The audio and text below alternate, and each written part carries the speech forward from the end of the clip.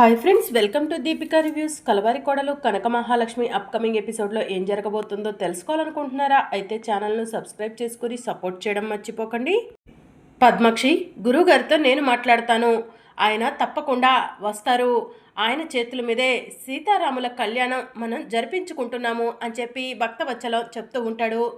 సరే నాన్న అని చెప్పి పద్మాక్షి అంటుంది. గురువుగారికి భూత భవిష్యత్తు వర్తమానాల గురించి బాగా తెలుసు. ఆయన ఇంటికి వస్తే నా కూతురు సహస్ర గురించి అన్ని విషయాలు బయట పెడతాడు. నా కూతురు పరిస్థితి ఏంటి అని చెప్పి పద్మాక్షి ఆలోచిస్తూ ఉంటుంది. అందరూ కూడా త్వరగా భోజనాలు చేసి పడుకోండి, ఉదయమే రాముల వారి కళ్యాణం అని చెప్పి భక్తవచనం చెప్తూ ఉంటాడు. మోయ, గురువుగారితో మాట్లాడటం మర్చిపోకండి అని యమున చెప్తూ ఉంటే, అదెలా మర్చిపోతానమ్మా అని భక్తవచలం అంటూ ఉంటాడు. ఇక అందరూ భోజనాలు చేయడం పూర్తవుతుంది. లక్ష్మి, నువ్వు పండు కూడా తినేసి త్వరగా పడుకోండమ్మా అని చెప్పి యమున చెప్తూ ఉంటే, సరే యమునమ్మ అని చెప్పి లక్ష్మి అంటుంది. ఇక మరోవైపు భక్తవత్సలం, అమ్మ యమున యమున అని చెప్పి పిలుస్తూ ఉంటాడు. ఏంటి మోయ అని చెప్పి యమున అడుగుతూ ఉంటుంది. గురువుగారికి ఫోన్ చేశానమ్మా, రేపు ఉదయం రాముల వారి కళ్యాణం జరిపించడం కోసం గురువుగారు తప్పకుండా వస్తా అన్నారు అని చెప్పి భక్తవత్సలం చెప్తూ ఉంటాడు. ఎంత గొప్ప శుభవార్త చెప్పారు మోయ అని చెప్పి యమున అంటూ ఉంటుంది. అన్ని ఏర్పాట్లు నువ్వు వసుధ దగ్గరుండి చూసుకోండమ్మా అని భక్తవత్సలం అంటూ ఉంటే, తప్పకుండా మోయ అని చెప్పి యమున చెప్తూ ఉంటుంది. ఇక మార్నింగ్ అవుతుంది. లక్ష్మి ఉదయమే లేచి రాముల వారి కళ్యాణానికి అన్ని ఏర్పాట్లు చేస్తూ ఉంటుంది. పండు లక్ష్మి దగ్గరికి వెళ్ళి, లక్ష్మమ్మ, నువ్వు కడుపుతో ఉన్నావు కదా, రెస్ట్ తీసుకోవచ్చు కదా, ఈ పనులన్నీ నేను చూసుకుంటాను అని చెప్పి పండు అంటూ ఉంటాడు. పర్వాలేదు పండు, నాకు బాగానే ఉంది అని లక్ష్మి చెప్తూ ఉంటుంది. ఎవరు చెప్పినా కూడా వినవు కదమ్మా, మొండిదానివి అని పండు అంటూ ఉంటాడు. ఇక లక్ష్మి నవ్వుతూ ఉంటుంది. ఇక మరోవైపు భక్తవచ్చనం రెడీ అయ్యి వచ్చి, విహారీ విహారీ అని చెప్పి పిలుస్తూ ఉంటాడు. ఏంటి తాతయ్య అని విహారీ అడుగుతూ ఉంటాడు. ఈరోజు రాముల వారి కళ్యాణం నువ్వు సహస్రే దగ్గరుండి చెయ్యాలి అని చెప్పి భక్తవచ్చలం చెప్తూ ఉంటాడు. తాతయ్య, నేను సహస్రనా అని విహారీ అంటూ ఉంటే, అదేంట్రా అంత షాకింగ్గా అడిగావు? ఈ ఇంటి వారసుడివి నువ్వే కాబట్టి నీ చేతుల మీదే రాముల వారి కళ్యాణం జరగాలి అని భక్తవచ్చలం అంటూ ఉంటాడు. సరే తాతయ్య అని చెప్పి విహారీ అక్కడి నుంచి వెళ్ళిపోతాడు. పద్మాక్షి పద్మాక్షి అని భక్తవచ్చలం పిలుస్తూ ఉంటాడు. ఏంటి నాన్న అని పద్మాక్షి అడుగుతూ ఉంటుంది. సహస్ర విహారీ పక్కన కూర్చొని రాముల వారి కళ్యాణం చేయగలుగుతుందో లేదో ఒకసారి కనుక్కోమ్మా అని భక్తవచ్చలం అంటూ ఉంటాడు.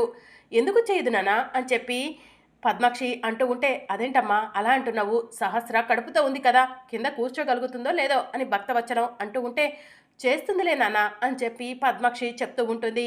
సరే అమ్మా, సహస్రను రెడీ అవ్వమను, గురువుగారు వస్తున్నారంట అని చెప్పి భక్తవచ్చలం చెప్తూ ఉంటే, గురువుగారు వస్తున్నారా? నా కూతురికి కడుపు లేదని గురువుగారికి తెలిసిపోతుంది కదా, నా కూతురు నాటకమాడి తన మెడలో తాళి కట్టించుకుందని గురువుగారికి తెలిసిపోతుంది కదా, గురువుగారు అన్ని విషయాలు బయట పెడతారేమో అని పద్మాక్షి కంగారు పడుతూ ఉంటుంది. ఇక మరోవైపు లక్ష్మి పూజకు అన్ని ఏర్పాట్లు చేస్తూ ఉంటే విహారీ లక్ష్మి దగ్గరకు వెళ్తాడు. లక్ష్మి అని విహారీ పిలుస్తూ ఉంటే, ఏంటి విహారీ గారు అని చెప్పి లక్ష్మి అంటుంది. రాముల వారి కళ్యాణం నేను సహస్ర కలిసి చెయ్యాలి, నీకు ఆ విషయం తెలుసా అని చెప్పి విహారీ అడుగుతూ ఉంటాడు. అదేంటి విహారీ గారు అలా అడుగుతున్నారు, మీరు సహస్రమ్మ కాకపోతే ఇంకెవరు చేస్తారు అని లక్ష్మి అంటూ ఉంటుంది. లక్ష్మి, పిచ్చి పట్టిందా ఏంటి నీకు? నా పక్కన కూర్చోవలసింది నువ్వు అని చెప్పి విహారీ అంటాడు. విహారీ గారు, మన ఇద్దరికి పెళ్ళైన విషయం ఎవరికీ తెలీదు, కానీ నీకు సహస్రమ్మకు పెళ్ళైనట్టు ఇంట్లో అందరికీ తెలుసు. అలాంటప్పుడు మీరు సహస్రమ్మే కదా పూజ జరిపించాల్సింది అని చెప్పి లక్ష్మి అంటూ ఉంటుంది. లక్ష్మి, నువ్వు ఎన్ని చెప్పినా కూడా నేను వినను. సహస్ర పక్కన కూర్చొని నేను పూజ జరిపిస్తే నువ్వు బాధపడతావు, నిన్ను బాధ పెట్టడం నాకు ఇష్టం లేదు అని విహారీ అంటూ ఉంటే, నేను బాధపడను విహారీ గారు అని లక్ష్మి అంటూ ఉంటుంది. నేను బాధపడతాను లక్ష్మి, నీ పక్కన కాకుండా వేరే ఆడదాని పక్కన కూర్చొని పూజ చేయటానికి నేను బాధపడతాను అని విహారీ కోపంగా అక్కడి నుంచి వెళ్ళిపోతాడు. ఇక అప్పుడే విహారీ ఫోన్ రింగ్ అవుతూ ఉంటుంది. విహారీ ఫోన్ లిఫ్ట్ చేసి, హలో ఏంట్రా మళ్ళీ ఫోన్ చేశావు అని చెప్పి అడుగుతూ ఉంటాడు. ఏంటి విహారీ, శ్రీరాములు నమ్మి ఘనంగా చేసుకుంటున్నావు అనుకుంటే నాపైన కోప్పడుతున్నావు అని చెప్పి భుజంగం అంటూ ఉంటాడు. రేయ్, నీకెందుకురా, నేను రాముల వారి కళ్యాణం చేసుకుంటే ఇంకేదైనా చేసుకుంటే అని విహారీ అంటూ ఉంటాడు. నువ్వు సంబరాలు చేసుకుంటుంటే చూడటానికా నేనుంది, నీ సంబరాన్ని చెడగొట్టడానికి కదా విహారీ అని చెప్పి భుజంగం అంటూ ఉంటాడు. రేయ్, అనవసరంగా అన్ని విషయాల్లో తలదూర్చకు అని చెప్పి విహారీ అంటూ ఉంటాడు.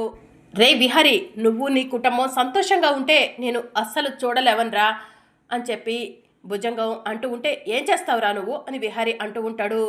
ఈరోజు మీరు ఇంట్లో జరుపుకుంటున్న రాముల వారి కళ్యాణంలో తప్పకుండా అపశృతి కలగజేస్తాను అని చెప్పి భుజంగం అంటూ ఉంటాడు.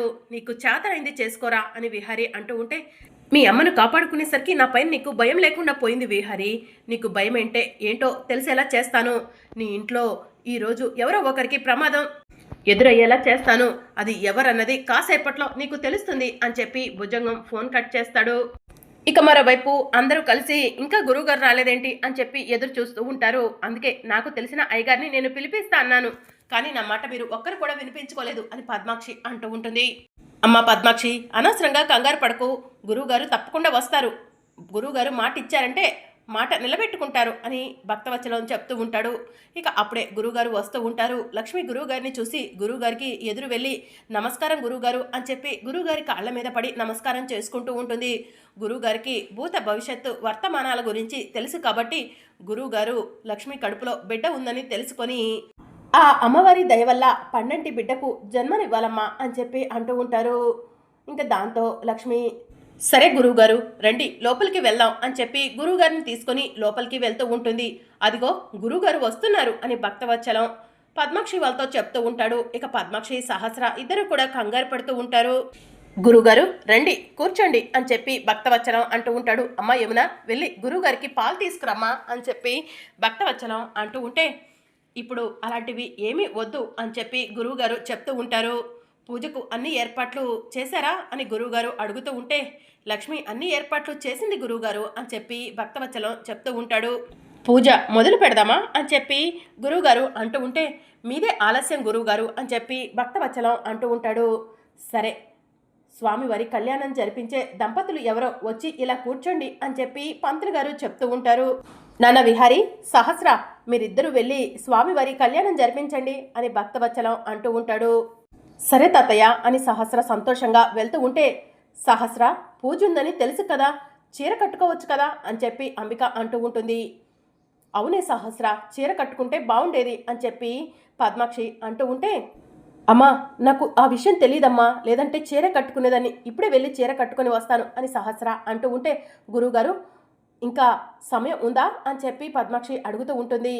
సమయం చాలా ఉందమ్మా అని చెప్పి గురువుగారు చెప్తూ ఉంటారు. సరే సహస్ర త్వరగా అని పద్మాక్షి చెప్తూ ఉంటుంది. ఇక సహస్ర తన రూమ్లోకి వెళ్తుంది.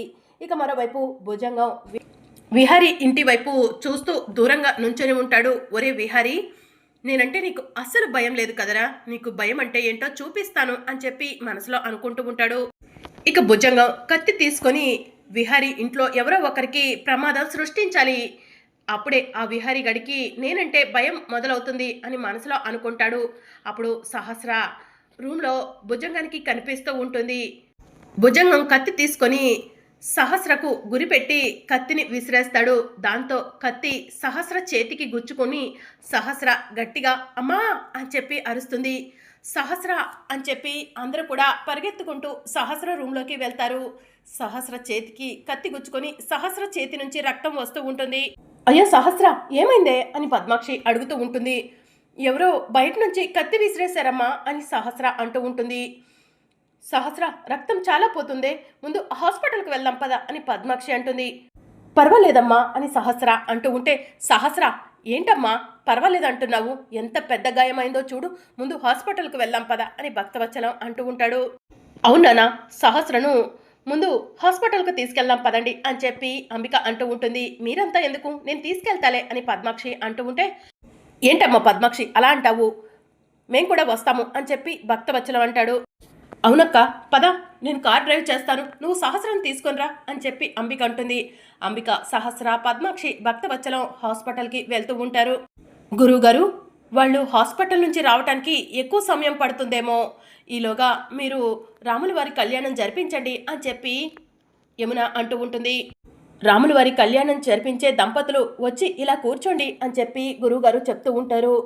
సహస్ర చేతికి గాయమైంది కదా, సహస్రను హాస్పిటల్కు తీసుకెళ్లారు, విహారీ ఒక్కడే పూజ చెయ్యలేవడు కదా అని చెప్పి యమున గురువుగారితో అంటూ ఉంటుంది. అమ్మ యమున, ఆ అమ్మాయి చేతికి గాయమయ్యి హాస్పిటల్కు వెళ్తే నీ అసలైన కోడలు ఉంది కదమ్మా, నీ అసలైన కోడలి చేత, నీ కొడుకు చేత స్వామివారి కళ్యాణం జరిపించవచ్చు కదా అని గురువుగారు అంటూ ఉంటారు. అసలు ఆ విషయమే మర్చిపోయాను గురువుగారు. అమ్మ లక్ష్మి రా, త్వరగా రెడీ అవ్వు అని చెప్పి యమున అంటూ ఉంటుంది. యమునమ్మ వద్దమ్మా, పద్మాక్షి అమ్మకు తెలిస్తే కోప్పడతారు అని లక్ష్మి అంటూ ఉంటే ఇక్కడ చెప్పేవాళ్ళు ఎవరూ లేరు. ఇంకా చెప్పాలంటే నువ్వు విహారీ కలిసి పూజ చేస్తే సంతోషపడేవాళ్లే ఉన్నారు. వెళ్ళు లక్ష్మి, త్వరగా రెడీ అవ్విరా అని చెప్పి యమున చెప్తూ ఉంటుంది. అవును లక్ష్మి, అమ్మ చెప్పింది విను అని విహారీ అంటూ ఉంటాడు. ఇక లక్ష్మి రెడీ అవ్వటానికి వెళ్తుంది. ఇక విహారీ సంతోషంగా రాముల వారి విగ్రహాల ముందు కూర్చొని, నిజంగా నువ్వు ఉన్నావయ్యా, లక్ష్మి నేను కలిసి నీ కళ్యాణం జరిపించాలని కోరుకున్నాను. నేను కోరుకున్నట్టుగానే నువ్వు నా చేతుల మీద, లక్ష్మి చేతుల మీద కళ్యాణం జరిపించుకుంటున్నావు అని చెప్పి దండం పెట్టుకుంటూ ఉంటాడు. ఇక లక్ష్మి రెడీ అయి కిందికి వస్తుంది. రామ్మ లక్ష్మి అని గురువుగారు అంటూ ఉంటారు. ఇక లక్ష్మి వెళ్ళి విహారీ పక్కన కూర్చుంటుంది. ఇక గురువుగారు మంత్రాలు చదువుతూ ఉంటారు. లక్ష్మి విహారీ ఇద్దరు కూడా రాముల వారి కళ్యాణం జరిపిస్తూ ఉంటారు.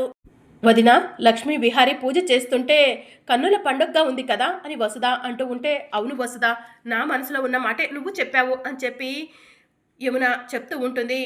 లక్ష్మి చేతుల మీద కళ్యాణం జరిపించుకోవడం కోసమే దేవుడు ఇదంతా చేశాడేమో అనిపిస్తుంది అని చెప్పి వసుధ అంటూ ఉంటుంది.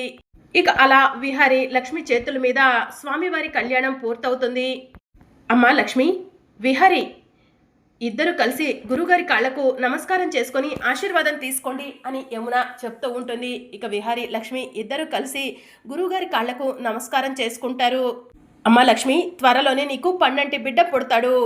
ఆ బిడ్డ పుట్టగానే నీకు ఉన్న కష్టాలన్నీ పోతాయి అని గురువుగారు చెప్తూ ఉంటారు. గురుగారు మీరు చెప్పేది నిజమా అని చెప్పి యమున అడుగుతూ ఉంటుంది. అవును యమున, త్వరలోనే లక్ష్మి కడుపున కారణ జన్ముడు పుట్టబోతున్నాడు. మీ కుటుంబాన్ని ముక్కలు కాకుండా కాపాడబోతున్నాడు. లక్ష్మి జీవితంలో వెలుగులు రాబోతున్నాయి అని గురువుగారు చెప్తూ ఉంటారు. ఎంత గొప్ప శుభవార్త చెప్పారు గురువుగారు అని చెప్పి యమున అంటూ ఉంటుంది. మోసంతో, ద్రోహంతో, కుట్రతో ఏం చెయ్యాలనుకున్నా కూడా ఆ అమ్మవారు ఊరుకోదు. తప్పకుండా ఏదో ఒక సమయంలో వారికి శిక్ష వేస్తుంది. అమ్మవారు మంచిని మాత్రమే ముందుకు నడిపిస్తుంది. లక్ష్మి మంచి మనసే లక్ష్మిని కాపాడుతుంది అని చెప్పి గురువుగారు చెప్తూ ఉంటారు. నాయన విహారీ, లక్ష్మి నీ వెంట ఉన్నంత కాలం నీకు అంతా శుభమే జరుగుతుంది. నిన్ను వెంటాడుతున్న శత్రువులను ఆ అమ్మవారు తరిమి తరిమి కొడుతుంది. లక్ష్మిని జాగ్రత్తగా చూసుకోనైనా, లక్ష్మియే మీ ఇంటికి వారసుని ఇవ్వబోతుంది అని చెప్పి గురువుగారు చెప్తూ ఉంటారు. మరి అప్కమింగ్ ఎపిసోడ్లో ఏం జరగనుందో తెలుసుకోవాలనుకుంటున్నారా? అయితే ఛానల్ను సబ్స్క్రైబ్ చేసుకొని సపోర్ట్ చేయడం మర్చిపోకండి. Thank you for watching.